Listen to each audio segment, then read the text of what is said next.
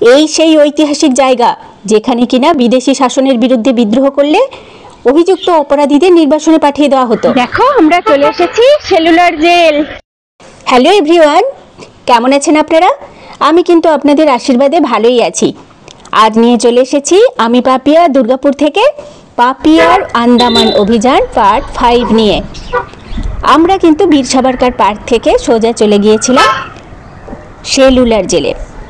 Ticket কেটেই কিন্তু ঢুকতে হবে ওখানে। আমাদের কিন্তু টিকিট আগে থেকেই করা ছিল, আর আমরা গিয়েছিলাম টিকিট কাউন্টারের দিকে। এই যে গেটের কাছে চলে এসেছি, আর আমাদের যেহেতু টিকিট আগে থেকে কাটা ছিল, আমরা সঙ্গে সঙ্গে ওখানে ঢুকে পড়েছিলাম আর টিকিট দেখিয়ে ঢুকে পড়লাম ওখানে। এবারে আমরা ঢুকছি, এইদিকে ঢুকতে হবে। এই যে ঢোকার মুখেই লেখা রয়েছে বোর্ডে সেলুলার জেল রাষ্ট্রীয় স্মারক শহীদ স্মৃতিয়া। বুঝতেই পারছেন যে এটা আসলে একটা সংগ্রহশালা।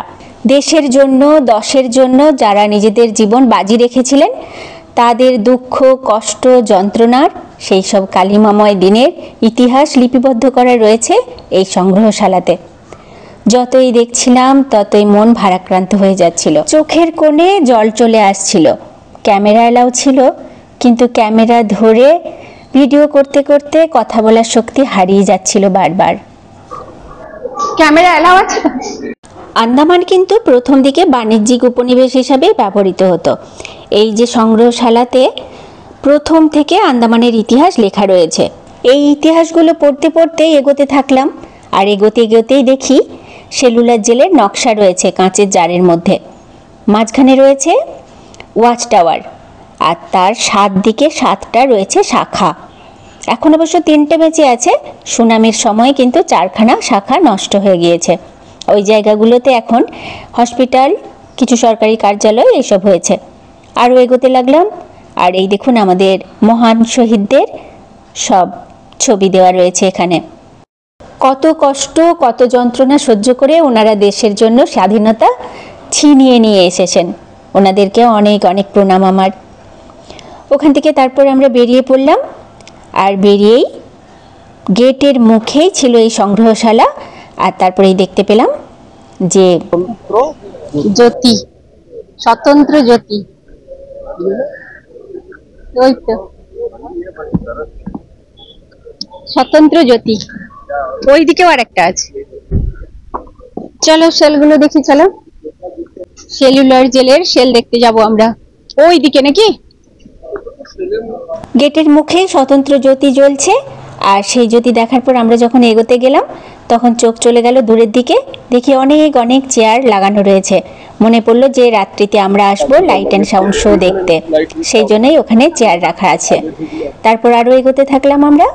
প্রত্যেকটা বিল্ডিং কিন্তু এই যে শাখাগুলো, 7টা শাখা বৃত্তাকারে আছে, তার যে প্রত্যেকটা শাখাতে 3 তলা করে উঁচু, আর প্রত্যেকটা ওই 3 তলার যে সেলগুলো আছে এগুলো আমরা দেখতে যাব।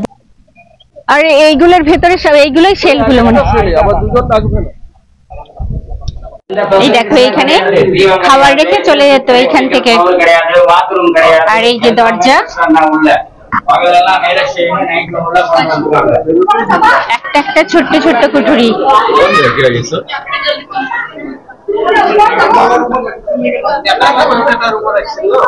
এইরকমই সিস্টেম করেছে। এইগুলো দিয়ে খাবার রেখে চলে যেত। আর এখানে তালা বন্ধ করে এইটা একটা একটা সেলের দরজা। সিস্টেমটা দেখুন একবার। দরজার সঙ্গে কিন্তু তালা চাবি নেই।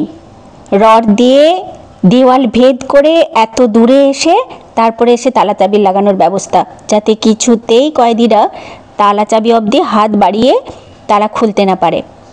কি ভীষণ কঠিন। যতই দেখছিলাম ততই কিন্তু বড্ড ভীষণই কষ্ট হচ্ছিল।